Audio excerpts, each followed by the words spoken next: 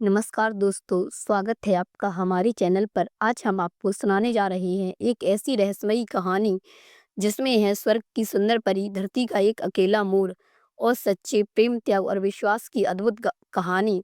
यह कहानी हमें सिखाती है कि सच्चा दिल कभी छोटा नहीं होता और प्रेम रूप नहीं, भावना दिखता है। तो कहानी को अंत तक जरूर देखिए। बहुत समय पहले की बात है, घने जंगलों और ऊंचे पहाड़ों से घिरा एक सुंदर राज्य था जिसका नाम था चंद्रवन। उस जंगल की सबसे बड़ी पहचान थी वहां रहने वाला एक अद्भुत मोर। उस मोर का नाम था नीलकांत।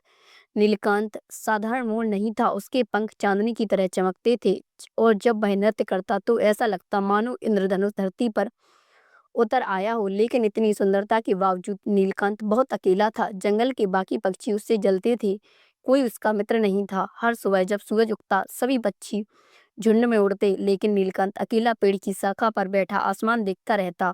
वह अक्सर भगवान से पूछता, हे प्रभु, मुझे इतना सुंदर बनाया लेकिन अकेला क्यों छोड़ दिया। उसकी आंखों में हमेशा एक अधूरी चाह रहती। उसी समय स्वर्गलोक में एक परी रहती थी। परी चंद्रलेखा। चंद्रलेखा बाकी परियों से अलग थी, उसे धरती की दुनिया बहुत पसंद थी। वह अक्सर बादलों के पीछे छिपकर धरती को देखा करती। एक दिन उसकी नजर चंद्रबन जंगल पर पड़ी और तभी उसने देखा एक मोर अकेले बैठकर रो रहा था।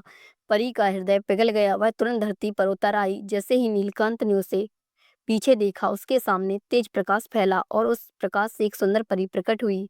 नीलकांत डर गया। आप कौन है? परी मुस्कुराई। मैं स्वर्ग की परी चंद्रलेखा हूँ।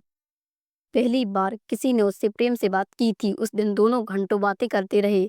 अब रोज परी धरती पर आने लगी। नीलकांत उसके आने का इंतजार करता। वह नाचता और परी हंसती। धीरे धीरे दोस्ती गहरी होती गई। जंगल में पहली बार नीलकंठ खुश दिखने लगा। लेकिन स्वर्ग में एक कठोर नियम था, कोई भी परी धरती के जीव से प्रेम नहीं कर सकती। देवराज को जब यह पता चला तो वे क्रोधित हो उठे। उन्होंने देखा चंद्रलेखा को चेतावनी दी, यदि तुम धरती पर गई तो अपनी शक्तियां खो दोगी। फिर भी चंद्रलेखा धरती पर आई। उसने नीलकंठ से कहा, अगर मैं हमेशा के लिए यहाँ रह जाऊं तो क्या तुम मेरा साथ दोगे? नीलकंठ बोला, मैं अपने पंख भी त्याग दूं पर तुम्हें कभी अकेला ना छोड़ूंगा। अचानक आकाश में बिजली कड़की। देवदूत प्रकट हुए। उन्होंने परी की शक्तियां छीन ली। अब चंद्रलेखा एक साधारण लड़की बन चुकी थी। वह बेहोश होकर गिर पड़ी। नीलकंठ पूरी तरह रात उसके पास बैठा रहा। बरसात हुई, शिकारी जंगल में आ गए। नीलकंठ ने अपनी जान जोखिम में डालकर चंद्रलेखा की रक्षा की। एक शिकारी का तीर उसके पंख में लग गया और वह घायल हो गया, लेकिन उसने परी को बचा लिया। नीलकंठ दर्द में भी भगवान से प्रार्थना करता रहा, मेरी जान ले लो पर इसे सुरक्षित रखो। उसकी सच्ची भावना से स्वर्ग हिल उठा। देवराज स्वयं प्रकट हुए। देवराज बोले, आज हमने सच्चा प्रेम देखा है। उन्होंने नीलकंठ को वरदान दिया।